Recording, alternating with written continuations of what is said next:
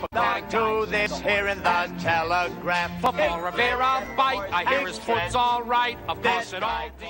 Hello everyone and welcome to Handicappers Corner, brought to you by the Derby Barn Grill. I'm Mike Heads along with Drew Forster. We're going to go through the Sunday, July the 7th races at beautiful Hastings Racecourse. We do have 8 races on tap for the Sunday card. It should be a nice warm afternoon. Yeah, they're calling for another great weekend. We had a great weekend last weekend. Sunny, beautiful, big crowds, great handle. Hopefully we can repeat that this weekend. I know the weatherman's going to cooperate. It's supposed to be sunny and hot. And some nice races on tap for the Sunday card. We got the 25,000 older boys. Yeah, that's a good feature. We headed by a Stormy Canuck and Bear Rock and Roll. Should be a good little feature race. But before we get to the action, today's action, we had some great races last weekend. And for those of you that missed any of the action, tune in here. The first race we're going to show you is Lieutenant Governors for 3-year-olds and upwards to go a mile and a 16th. And you'll see a very speedy Herbie D in number 3. And you see him just clearing into the lead for Amadeo Perez. And just getting some pressure. Going to get a lot of pressure here from Stratify out there 3 deep. Yeah. And the Gov in between horses. Shrug didn't break as well, Drew, today or that day, and had to settle in behind. Yeah, it just didn't seem like Shrug's day. I'm not sure what happened to him. He definitely was usually more of a part of the race. Today he wasn't. As you mentioned, you can see Stratify obviously going up, trying to take a bit out of Herbie D to set it up for his stablemate Shrug. But Herbie D gets 23, 46. I mean, things are playing out very nicely here for Wildcat and Francer's Finest. You'd think those two would be just licking their chops, and they went 46-1. And this horse is just doing it easy, though, Herbie D. But still, he had to go 46-1. He's getting more pressure here. It was just relentless, and fastly proving himself to be the absolute top older horse here at Hastings. You can't seem to press him enough, right? They pressed him and tried to get, as you mentioned, like the 46-1 and the 10 and change, but he runs on. 110-3 there. I mean, that's a dynamite 3/4, and this horse is just starting to widen. Still, Amadeo sitting perched on him, tight lines, and this horse is just moving away. You'll notice all the horses that were chasing him are in retreat. The only ones moving are Wildcat and Francer's Finest. Wildcat makes a really good run at Herbie D, but he's just a classy horse. He's definitely a Long Acres Mile candidate. Yeah. I know that's kind of their race on their calendar for George Robbins and Rob Gilker. But, no stopping, no denying Herbie D. He definitely earned it. He had to pace pressure throughout and just drew away in a very good time. You just can't seem to press him enough. And speaking of the mile, speed generally kills in the mile, and Herbie D definitely looks like a horse who could be a handful in the mile. I've seen horses that weren't as good as him get on the lead, get brave, and that track seems to, especially on mile, it seems to kind of favor speed. Well, hopefully you can get a prep race. I'd like to see him get a prep race over the Emerald Downs track, because really get a good, get him used to shipping down there, and instead of just throwing it at him on August the 19th or August 20th or whatever day it is. Well, our next race we're going to have a peek at will be the Chris Loseth for 3-year-old Colts and Geldings, our BC Derby hopefuls. Derby pitcher, yeah. Yes, and they're going to go a mile and a 16th here as well. You see down the inside, Major Dundee kind of bobbled a little bit away from the gate. Yeah, and, some of the horses to watch in here, of course, Bluegrass Pride, Shooting Jacket, Major Dundee. Right now we get Ruby's Victory, who won the last 3-year-old stakes. He's undefeated heading to this day. Undefeated Ruby's Victory with Enrique Gonzalez. They get the lead. Tiggertown's in the mix there, and Go for Guinness out of the day. Forester Barn is sharp. Took the blinkers off. I'm trying to get him to relax, and he still ran right up there. And it's kind of him and Ruby's Victory that set the pace, and they didn't really go all that fast. They're very good for opening quarter anyway. Almost 24-3. It was 24 and 2.5 to 3 seconds. They got a 48, and they ended up with a 112, and they just couldn't sustain that lead. No, the Bluegrass Pride, who's currently sitting 5th on the outside, he's getting a good trip. I mean, he's the proven mile and a 16th commodity. Major Dundee getting shuffled a little bit there behind Tiggertown. He's in 5th now, as Bluegrass Pride just kind of gets the jump on him here. And there's your 48 flat. At this point, I like these top 2 horses. I thought Go for Guinness and Ruby's Victory, and they're kind of widening, are going to run on, but they couldn't sustain these fractions. And the horse to keep an eye on, of course, will be number 6, Shooting Jacket. Is now moving out 3 deep on the outside of Major Dundee. Now the closers are starting to make, they don't look like they're getting there yet, but they will in the next 16th of a mile. Really, they're stacking up across the track. They'll come actually 5 across the track. Here comes Bluegrass Pride, going to come off the rail into the 3 path. Major Dundee in the 4 path, and wider out is Shooting Jacket, who's just going to swamp them on the outside here. What a good turn of foot down the lane, and defeated Bluegrass Pride. Major Dundee just runs into 3rd, but that was your 6th. Ends up winning by a couple.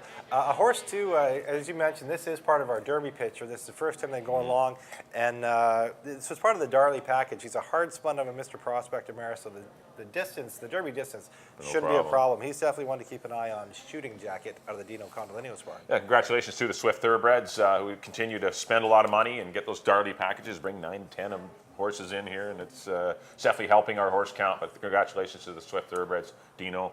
And, people seem to be a little suspect about what the package was going to bring this year, and they weren't sure, but it's turning out very successful. Lovely. Again, They love it. Once again, it's turning out very well for them. Okay, let's get into the Sunday program, Drew. We do have a maiden 30 granders to kick things off, going 3.5 furlongs. Got 2-year-olds here, just a 6-pack signed on, and I'm going to go to the 4-horse Balancing Dancer. Does have a race under her belt.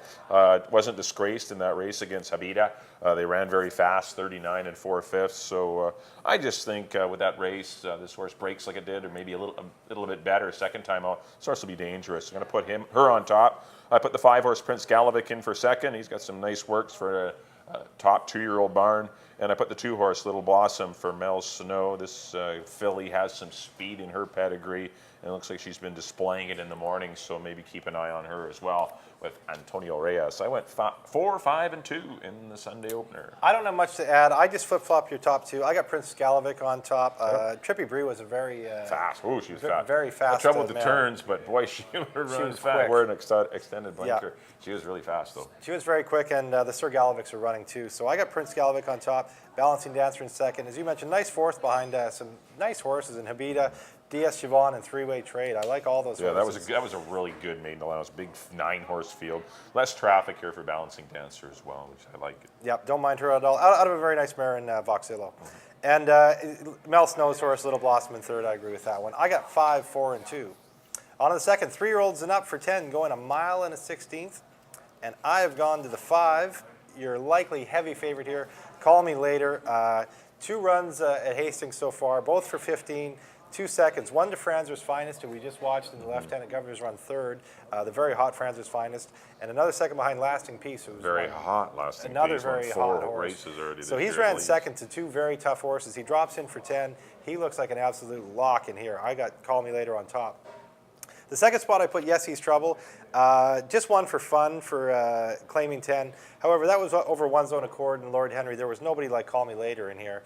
But I do like him in the second spot. And the third spot off the claim, I like Rockin' Cherokee.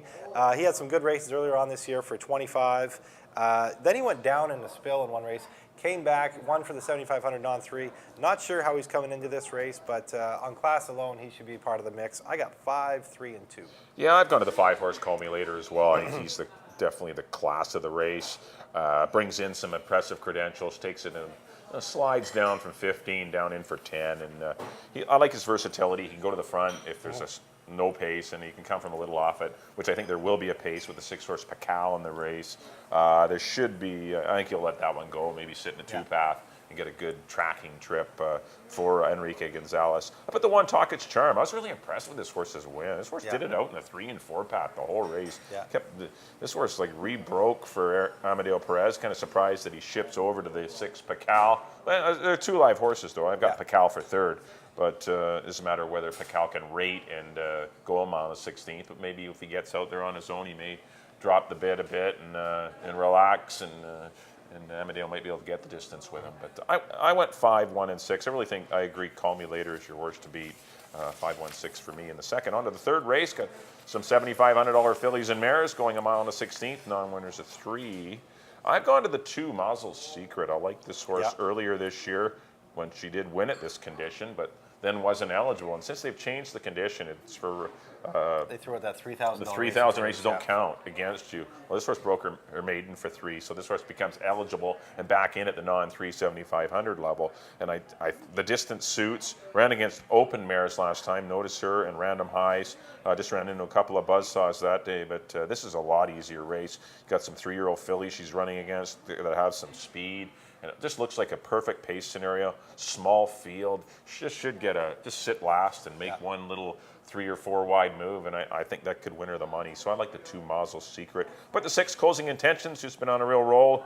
It actually had the roll snap last time, running second, but still had 2 very easy wins, kind of breezing through her conditions. But I think her on the stretch out, definitely bred to run on, so we'll see if she can run to her breeding. Amadeo Perez sticks with her. And I put the 3-horse, Little Miss Bean, one of the 2 tack-in-away horses in the race. He saddles both the 3 and the 4. But I don't mind this horse on the stretch out. Not a big filly, but still I think she's got a little more class than some of these. Might be a little bit better. But I do like Mazel Secret. I really like her a lot today. I got 2, 6, and 3. I don't have Mazel Secret in there at all. I looked at this one a few times, and I came up with different horses. I put Closing Intentions on top. As you mentioned, she's been pretty much rolling through her conditions. She's very handy, and she hasn't run long yet. This race is going to mile 16th, but her breeding suggests that isn't going to be any kind of a problem for her. In the second spot, I put Reveling, who just won a non-2-4, but at a mile and a 16th and made no mistake there, over Forever Me. So I don't mind Reveling. And the third spot, I put the other tack Inuit horse, Stormageddon. Very tough little filly. Every time she runs, she seems to make it count. 5 starts, 2 wins, 2 thirds. She's cool. I got her in for the third spot. Yeah, she's a hard little trier under Antonio Reyes. I got 6, 1, and 4 in the third. On to the fourth, 3-year-olds claiming 15,000. This is a nice little race too. I've gone to the 2 Step on the Gas. Ran second behind After the Conflict for 25 here. Had about a month off to freshen up. Very nice little work pattern since then, and 48 and 4 the other day. I think he's still fit enough. Aaron Grider and Troy Taylor obviously are very dangerous. In the second spot, I put Knightsbridge, a horse who broke his maiden here opening weekend for maiden 25. Just crushed that day. Came back in optional 35 against Ruby's Victory, who we saw in the stake. Stole it. Weather Bill, who came back to win for 25.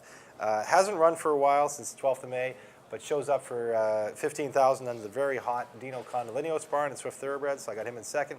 In the third spot, I put Michael's Glory, a horse that just won for 10,000. Was run for maiden 10 and 1. Went up to 25, was no match for those. Dropped down for maiden 10, made no mistake. The 15 seems to fit him right in the mix. I could see him definitely making some noise in here. I got him in third. Another one to keep an eye on, obviously, would be We Can Be Heroes, claimed by the Hot Melanie Walters barn. He can make some noise in here too. Her horses are running very well, and he fits at this level. But I got 2, 5, and 3 in the fourth. Yeah, I got the same 3 horses. I'm going to go to the speed horse though. The 5 Knightsbridge on top, getting some class relief. Pretty easy win when he broke his maiden in a good time, which earned him a start in an optional 35. But that race came up dirty tough with Ruby's Victory and Weather Bill. And Ruby's Victory came back to win a stake, as you mentioned. And this horse was a pace casualty that day. It was a sealed slop too. Going to get back on a fast track. I just think this horse may have to work for the lead with the 6 Leprechaun Kid and the 7 We Can Be Heroes in the lineup, but I think he'll be the inside and controlling speed, and this horse should be dangerous. I put the 3 Michael's Glory, who's been razor sharp. Nice win coming from off the pace in some slow fractions, and then they really sprinted home, but this horse sprinted home the best. This horse is sharp. And if the front runners are stopping, Michael's Glory will be the one maybe to run him down. And I agree with the 2-horse Step on the Gas. Kind of a tough trip last time from an outside draw. Just need to find a way through down the inside this time, though. But still, he fits at this level perfectly also. So I went 5, 3, and 2 in the fourth. On to the 5th race. It says kick off the pick 4 on our 8-race program. Non-winners at 2 Lifetime for 4,000, going a mile on the 16th. And I'm going to go to the 2 Sacred Cause. I know this horse was a big long shot when he broke his maiden. But I liked his race 2-back when he ran 3rd behind Bedroom Bully and Balak Or after battling on getting shuffled back and then battling in the stretch. I thought this horse ran a big race. This horse chased some fast fractions last time, and I just kept waiting for this horse to pack it in, and it didn't. It just rebroke and was running on strong, as strong as I'm Big Trouble, who came back to win last weekend. And this horse just seems to be, if he can get the lead, which I think he can in this race, this horse, even if he has to go fast, he might be able to just carry his speed the whole way. So I'm going to try Sacred Cause on top. I put the 1 Extra Moon in for second. Horse that really improved drastically in his 4th start. Went wire to wire and Antonio Reyes thinks enough of this horse to take off a couple other ones in here and shows up on Extra Moon. So I think this horse is pretty live. And I put the 6, Western Who, around second under Antonio Reyes last time. Going to get Amadeo Perez, who suits off the pace type horses very well. If the pace scenario is good, then Western Who could be dangerous as well. But I think you need all 3 horses. I went 2, 1, and 6. I went with the 1 on top, Extra Moon. As you mentioned, that 4th start, when he went long, that seemed to suit him to a T. He wasn't really showing very much, went long, and absolutely crushed the field. It was for maiden 5, but he's only in for 4,000 today, non-2. And as you mentioned, Reyes sticks with him. So I got Extra Moon on top. I put Western Who in the 2nd spot for the reasons you mentioned. Amadeo Perez, no problem losing Reyes, but getting Perez. Get Amadeo. That's no problem That's there. Soft there. And in 3rd spot, I put Country Cash out of the Carl Austin barn. He was just behind Double Minor and Western Who in that last race, and he likes the distance too. And I like the move to Frank Fuentes on him. Frank Fuentes, he would be my 4th strong horse. meat. Yeah. So I got 1, 6, and 3. On to the 6, claiming 4,000 non-winners of 3 for 3-year-olds and up. And I've gone to the outside horses in here. I went to the 7, Prohibiting, out of the Troy Taylor barn. This one looks to be a very short price. Running much higher most of his career. Wow. Went to his first, his lowest level last time for 17.5, non-winners of 3. And going long, got on the lead, just kind of nursed the lead along, held everybody off. Looked like he was going to die on the turn, found more, held everybody off and won. That was for 17.5 non-winners. So the obvious move is to go 4. Go to 4 non-3, and he looks like an absolute handful in here at a very short price. In the 2nd spot, I put the 8, Eustonia, out of another Mel Snow runner. Just got beat, another one I think will like the distance. Just got beat a length and quarter last time by Minstrel's Time, a very hard trying old horse. And Eustonia has been a horse that he's been knocking on the door. I could see him getting second again. And in the 3rd spot, I put Mazel Print, the 6 horse out of the Brian O'Connell barn. Was running in those 17.5 non-2s, went to the 7,500 non-3, now drops into the 4,000 non-3. Amadeo Perez sticks with him. I got 7, 8, and 6. Yeah, I've got the same 3 horses. I mean, it's anytime you have a horse like Prohibiting surfacing in a race like this, it makes the race extremely difficult because you either have to side with him and key a 1 to 5 shot, or key in your pick fours and tries, or try and beat a horse that's likely 10 lengths the best in here. But yeah, it's always difficult when you see these big class drops off of a victory. I mean, they obviously don't want to own the horse anymore, and it's just a little leery of the big drop after. Here's a 3-year-old that I know they're not high on him, but I mean he found his distance of a mile and 16. Yeah, he finds that was the first time maybe he might be going the other way. Yeah. And I see him in for 4, and well, something must have come unraveled. But he does surface here, but on form he should win by a mile. But take a look at him in the paddock. 6 horse Mazel Print would be the horse I would try and beat him with. He has some speed. Had to go with Rockin' Cherokee last time. For Brian O'Connell keeps hitting those Troy Taylor droppers. Hooked into Rockin' Cherokee last time. Gets Prohibiting today. But Mazel Print's live in this spot. Amadeo Perez hooked through some fast fractions. His horse hung in there though, and only got beat 4 lengths. And I agree with the 8, Eustonia. Might be an off-the-pace threat in here. And first time going long. Definitely bred to get the trip, and we'll see how he handles it. And a sharp win for Lucky Moly Minor. He would be my 4th horse. I know he'll get overbet because of an 11-length victory, but he was stuck in the non-2 category for quite a while. But he's another horse that might like the stretch out. We'll see. But I went 7, 8, and 6. On to the 7th race, as Drew mentioned off the top, our feature event of the day. This is a 25 claimer, 3-year-olds and upwards, going 6.5 furlongs. I've gone to the 4 horse crew leader on the class drop. It looks like he's found a field he should be able to beat. I think Aaron Grader can put him right on or near the lead and be pretty dangerous. He's got a stablemate Golden Triumph actually that'll probably go to the front, and Crew Lead will be tracking just in behind them and pounce later on. Put the 3 Stormy Canuck as he returns to his winning level. 2 starts back, he galloped for 25,000 in 1:16 and 2/5. So if that kind of race resurfaces, he's going to be a real threat to Crew Leader. And I put the 5 horse Bardic County. I'm not giving up on this horse. Missed the break. Was stuck down on the inside. Was actually checked briefly between the 8th and 16th hole, and would have been closer than the 2 3/4 lengths. He was beaten by Bear Rock and Roll, who had a perfect trip last time. Maybe he'll get a perfect trip again, but at least he was 19-1 that day, or 18-1. This time he's going to be in under 4-1. So you got to remember, still he was a big long shot against a lot of these horses last time, but just received a perfect ride from Alex Marty. So don't go get over the top about Bear Rock and Roll, but I don't mind them. But I went 4, 3, and 2. This is a lot tougher 25 with Crew Leader surfacing in it. Yeah, I agree with Crew Leader. I got him on the top spot. He's never run for this cheap. Stakes winner here, multiple stakes placed. When he's dropped down, even to the optional 40s last year, he's very dangerous. He's tough. Came down to a optional 30 this year, got beat by Wilo Cat, who is a very tough horse. Won second in the Lieutenant Governor. Yeah, exactly. So down for 25, Crew Leader looks to be a handful in here. I agree with Stormy Canuck in the second spot. I see those are the two horses. Amadeo Perez takes over for Scott Williams on Stormy Canuck, in for 25. Those are the two horses. I really like Crew Leader. I like Stormy Canuck. Then in the third spot, you can make an argument for quite a few in here. Golden Triumph had a very tough trip last time. Maybe he gets brave. Gamby, Bear Rock and Roll. But I put the two Mia's Miracle, who's been pretty tough since coming here to Hastings. 2 seconds at this level, both times to Pop Artist, another Dino Condolinios horse, and ran a good race last time. Then he skipped the last 25, shows back up in here, and he's got a nice kind of stock and pounce style, and I wouldn't be surprised to see him at the board. I got 4, 3, and 2 in a very competitive feature race. On the nightcap, Fillies and Mares. This is the Fillies and Mares version of the horses who have not run first, second, or third at the meet. And I see this one being kind of a 2-horse race too. I went with the 3 Camino, ran for 10,000, only got beat 3 lengths by Hope, Faith, and Gold, Dream in the Dark, Scopa. Shows up now for in this 3,000 horses job run first, second, third. The other one who seems to be a handful in here, I'd say, is We Are One. A good race, only got beat 4 lengths by Notice Her and Random Highs. And after that, it got a little tougher to pick because I think those two are the standouts. In any tickets, I would have both of them, the 3 and the 8. But I went with Perfect Light, horse who was having a decent winter in Phoenix. Came up here, ran in the 7,500 non-3, which is maybe a little high. But it was just her first start out this year. Now in the second start, she falls into a much easier spot. So I got Perfect Light in the third. I went 3, 8, and 1. Yeah, I got the same 3 horses, except I put the 8 We Are One on top. Yeah. I think she just seems to be in a little bit better form than Camino. Yeah. We Are One's and just sliding into 4th, which is kind of nice. Kept her eligible for right. this race.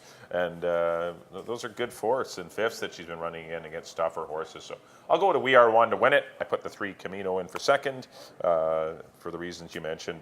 Philly did a lot better than a lot of these, but a little concerned that she had a pretty good trip last time and didn't run on. But still, she's been freshened up. And I agree with the 1-horse Perfect Light for third. She's better than a lot of these horses. Obviously, didn't run a race from the 8-hole or 8 post last time. Kind of had a bit of a wide journey. But she's been freshened up and has some decent work, so I put her in for third. I went 8, 3, and 1 to close out the Sunday program. That'll do it for the analysis portion of the show. Next up on screen will be a quick recap of our picks, and here come my bingo balls. There they are. Race number 1, I went to the 4.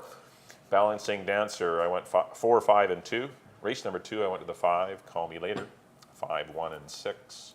And race number 3, number 2, Mazel's Secret. Probably my price play of the day. I really like this filly. I went 2, 6, and 3. Race number 4, I went to the 5, Knightsbridge, 5, 3, and 2. Race number 5, number 2, Sacred Cause, 2, 1, and 6. Race number 6, the 7, Prohibiting, over the 6 and 8. In the 7th race, the 4, Crew Leader, 4, 3, and 5. And in the 8th and final, number 8, We Are One, over the 3, Camino, and the 1, Perfect Light. And on to my picks. In the first, I went to number 5, Prince Galabic, over the 4 and the 2. In the second, I went to the 5 again, Call Me Later, over the 3 and the 2. In the third, I went to number 6, Closing Intentions, over the 1 and the 4. In the fourth, I went to number 2, Step on the Gas, over the 5 and the 3. In the fifth, I went to the rail horse, number 1, Extra Moon, over the 6 and the 3. In the sixth, I agree with Mike on number 7, Prohibiting, who may be a prohibiting favorite, over the 8 and the 6. In the 7th, number 4, Crew Leader, over the 3 and the 2. And then nightcap, I went number 3, Camino, over the 8 and 1.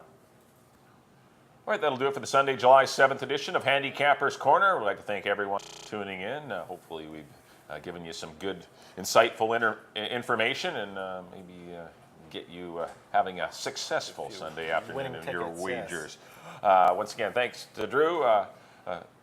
Look forward to seeing everyone next time here on Handicappers Corner. Our next scheduled live card is Friday, July the 12th. So we've got another 3-day weekend, Friday, Saturday, Sunday next week. So until then, thanks for tuning in to Handicappers Corner. We'll see you next time.